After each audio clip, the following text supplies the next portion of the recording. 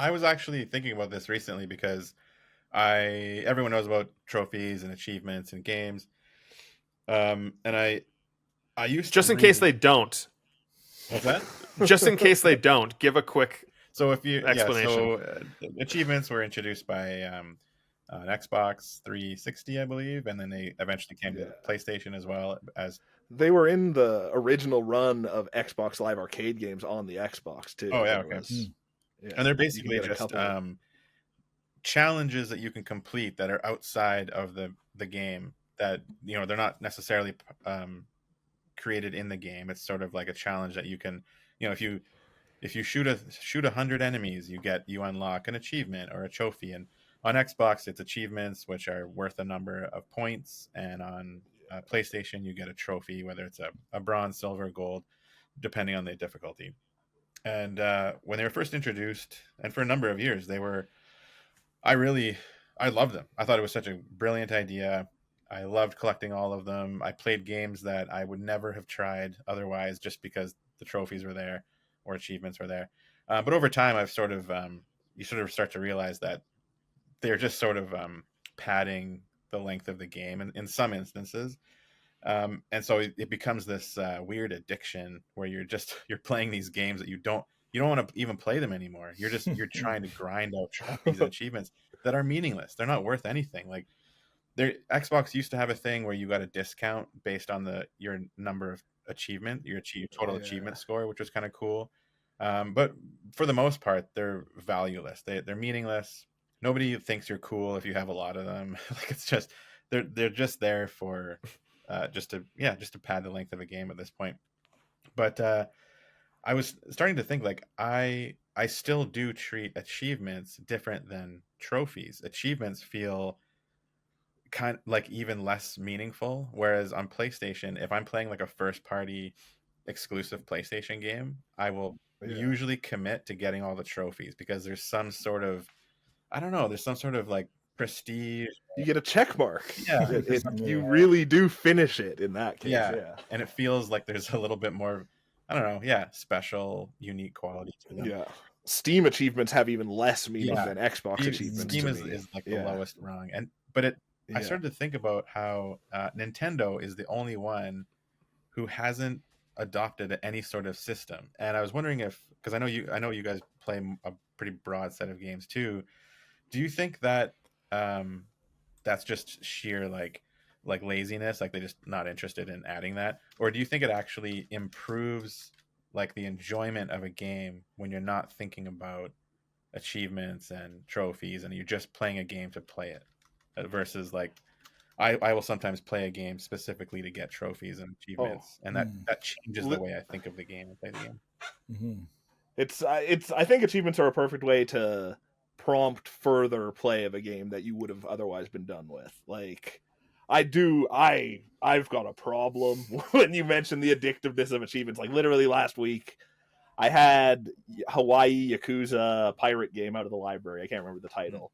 And I had one day left with it, and I was like a third of the way done the game. And so I literally spent through the last third of that game skipping every cutscene and doing the bare minimum just so I could get the fucking platinum trophy on that. And it was such a stupid waste of time in the end because of that. And that prior to that, that's the first time I've ever gone to that extreme going for trophies, because I usually don't run out of time. But I think Nintendo, well, they kind of do feel the need to put it into games because it's in like the Switch 2 version of Zelda. You get the app on your phone that has the I was going to mention that too. Yeah, and like Smash Bros. Splatoon 2 has trophies. Smash Bros has. They just don't have it on a system level for whatever reason. Yeah. I mean, I know it was a deliberate choice by them to not do it. I guess it sort of feels like they've never had their online suite altogether, though. And that would kind of be a thing like that's just tied into having good friends lists and good voice chat and things like that. Nintendo's just never really knocked out of the park yet. Yeah. They do seem to be maybe one of the last remaining companies who do try and make the occasional decision that's in benefit of like the health of a gamer and like just to enjoy games, to keep them fun. Because I do feel like when I play a Nintendo game, it sounds so silly, but it almost feels like I'm not I'm not working anymore. Like I'm just playing the game to have fun, and I can play it any way I want. I can rush through it. I can go slow, do whatever I want. And I'm not worrying about, oh, am I missing trophies? Am I missing achievements? Am I gonna have to play this an entire other time because I missed one document? I don't want to miss trophies that, or else I have to play it again. Like, so it does feel a bit like it adds like a layer of work to it, which I appreciate when I go to play a Nintendo game and there's no achievements. Like, I don't have to think about that. I just get to have fun again, which is so silly. Like, it's interesting. Yeah, I've never, because I do. Whenever I start a new game, I'll go and I'll just look at the like basic achievement rundown. Like, do I have to worry about missing anything? And if not, then then it's good. I'm like, great, I can have fun with this game. Otherwise, you do have to worry about like skipping stuff, and that really impacts how you perceive the game overall. Yeah. And times where you have to like play the whole game again. Like some achievements make you play the whole game. I usually don't mind doing that in general. A second playthrough. I like to do 2 playthroughs of a game usually. Like even the games we play on stream, I usually will play on my own time afterwards or alongside. And I like a lot of run-throughs. Yeah, it's funny. I've never felt those constraints. Like I've never felt pressure to get all the achievements. So to me, all games are like that. Like all like Nintendo games. So do you do you ever even check the list at all? Rarely. Yeah. I was actually looking at my achievements on my Xbox to see, because I don't think I've ever gotten all of the achievements in anything, but it turns out I had one, and it was Bastion, apparently. That's amazing. Yeah, but that just on my PlayStation account, I've got 137 platinums. Crazy. Nice. Yeah, that's too many.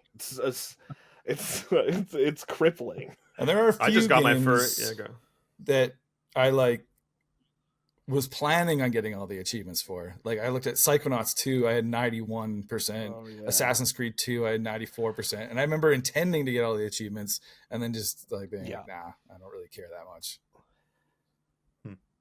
It's a weird thing where like we all probably did go back and do everything that was in Mario Odyssey too. Yeah. Like, because you just naturally want to do that stuff. I did, yeah. I got everything. Yeah. I think Nintendo has, I can't remember the quote or if I just made it up, but I'm pretty sure they did directly respond to this question. And I think they do prefer to like organically create those fun things within the game without listing them out like that. And that's why they haven't done achievements up to this point. But I could just have made that up. I don't know. Expedition 33 was the one that that's the first time in a while where I enjoyed the world so much that I was thinking about maybe going for all of them. I don't know if I will, but I wanted to. There's definitely some games that have platinums that are made to be enjoyable to get as well. Yeah. Like that'll go out of their way to show you things you wouldn't go and see normally. And like, that's really, I love doing that in some games where like Hitman, there's so many ways through each level, and most people are going to play through that game once and see the cool way that they do it as they go. But the game really unfolds itself to you if you go for the achievements. The achievements are secondary to it, but you're seeing so much more stuff and appreciating it a lot more, I think. Yeah, it's nice when they're more creative and not just like kill a certain amount of enemies or get to this point in the game. Yeah. I got to a point where I think now I have the healthiest outlook on it, where I don't typically look at them, but if I'm enjoying a game and then when I'm finished it, I'm like, oh, I wish there was more. Then I'll kind of consult them to see if there's any that will jump out at me and be like, oh, that would be a cool thing. Blueprints is kind of built in as well, because their achievements is essentially that document. You get a document eventually in the game that essentially is the achievement list. And so I just picked a couple from that list of like, oh, those seem achievable. I'll keep playing until I do those or whatever. Expedition, you mentioned that Expedition 33. I did the same. This is when they're bad though, because I did see some of them, and it did negatively affect the way I played it, in the sense that I knew that you can unlock more achievements by maxing out your relationship with every character. And if I hadn't known that, I would have just played the game organically and had some characters at relationship level 2 and some at whatever 7. But because I knew that in the back of my mind, I was like, oh, I don't really I can do that now just by clicking this button. And so I did it, and I maxed everybody out. But now I'm not getting the actual experience that I would have probably gotten had achievements not existed. So it kind of that's when it kind of gets in the way, and I'm bad at resisting the urge to get that achievement. It's a weird thing where when we play games on stream, I think that's kind of the only time that I let my like just first impulse playing through a game take over. Whereas like if I'm playing a game on my own, even usually I'll know ahead of time. Well, I gotta, or not even know ahead of time. I want to do everything that's in a game. Like I want to see all the content for whatever reason. But on stream, it's like that's not the important thing. I just want to get as much entertainment as I can out of the game, and it's weird and better in a way. Yeah, it's funny. Even in games I love, I rarely feel compelled to get everything. I'm usually just happy with. Crazy. Yeah, I don't know why. Yeah, I don't even. I think Jeremy is the same, but we don't really. I think we don't really ever replay games, right? Rarely. You're the same as me. Like, I never replay a game. Even my like favorite game, I never. There's like I can count like 2 or 3 games I've like replayed. I just never do it. It's usually I think like Halo. I've replayed the Halo games. Yeah. And like things like Tetris, of course, but like actual long games, I don't. I very rarely do it. Yeah, probably like less than 10 for me, probably lifetime. Oh wow. Yeah. Like I just got the new computer, so I installed Control. I'm playing through Control now. I'll do that quickly. That'll be like the 6th or 7th time I've played through that game. That's so crazy. That's like interesting to me because one of the reasons why I find it so difficult is because I already know what's going to happen, right?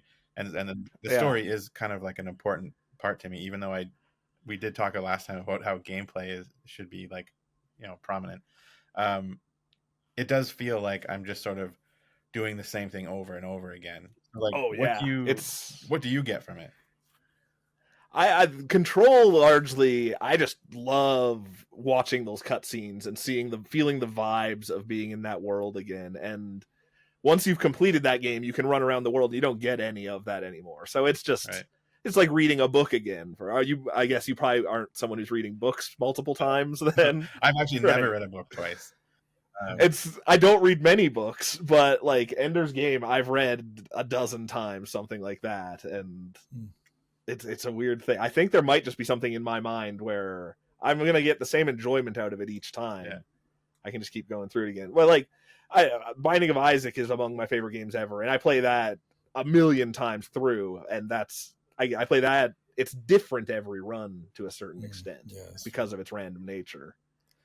That's not the case with Control. Control is just all. Part of me also worries that a game that I like a lot, if I play it again, it'll change my opinion of it.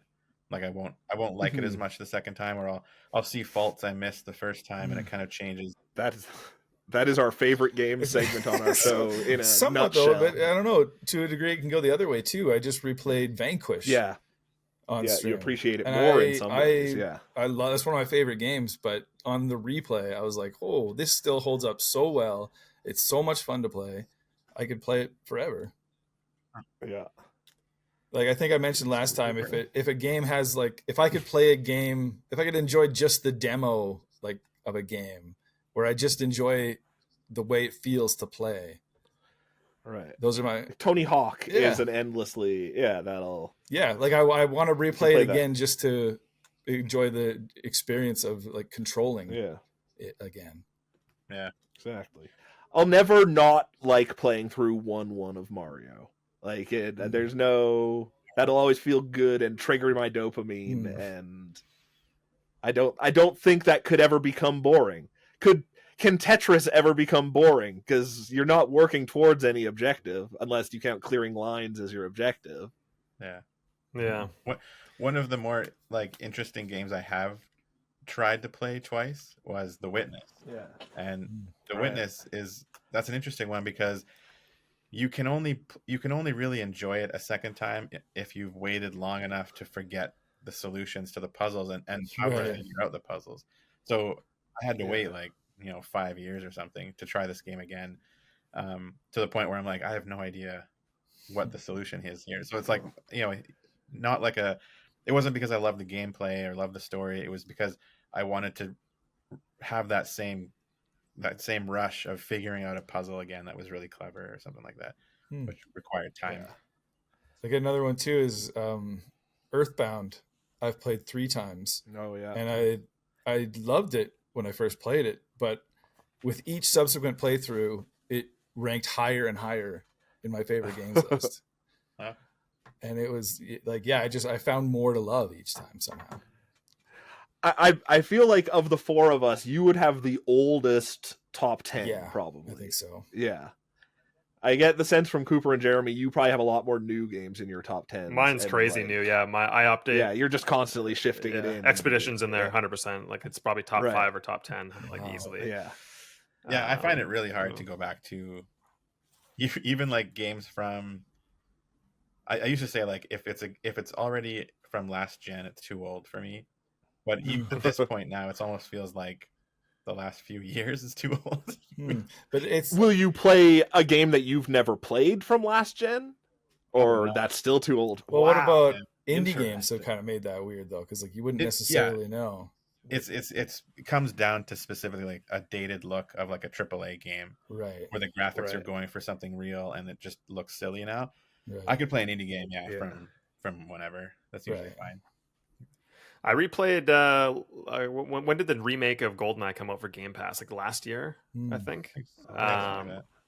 I replayed that and got every achievement, which means I had to play it like 3 times, and that was a rare time. That was a very rare thing for me to do, and that made it jump up huge in my list because I was like, oh, I still love this game. Even the way the missions are laid out is kind of unique. Not many FPS games do that, where it's just like here's a mission and then here's a mission. Sure. I love that. It was just so simple, and that was a example of replaying a game that actually made it go up in my list for sure. Just made me appreciate it. So any old game that can still capture my attention, I usually bump up in my list quite a bit. Yeah, I feel like it gives you more of an accurate perspective on it. What's that? I feel like it gives you more of an accurate perspective on what your feelings are of it. Yeah. Right. This is actually going to be a topic in the future where I was going to suggest where I've learned this over time because of this effect of the occasional replay of a game or rewatching movies. I'm wondering, like, is there such a thing as a favorite list? Because sometimes even it's the worst with music, but like your mood can just shift and something you loved might not be, or something you might love might not hit you that day. And then if you replay that same game a year later, it might be your favorite game just because your mood matches up with what you're playing or what you're watching. I've had times where like Children of Men was like my number 1 movie of all time, and then like I've rewatched it and I was like, it's not that good, and it drops to like number 11, and then I watched it 2 more years. I'm like, no, it is the best, and it goes back up to number 1, and so it's like your mood, at least my mood, shifts so much that my lists are like almost completely fluid in a sense.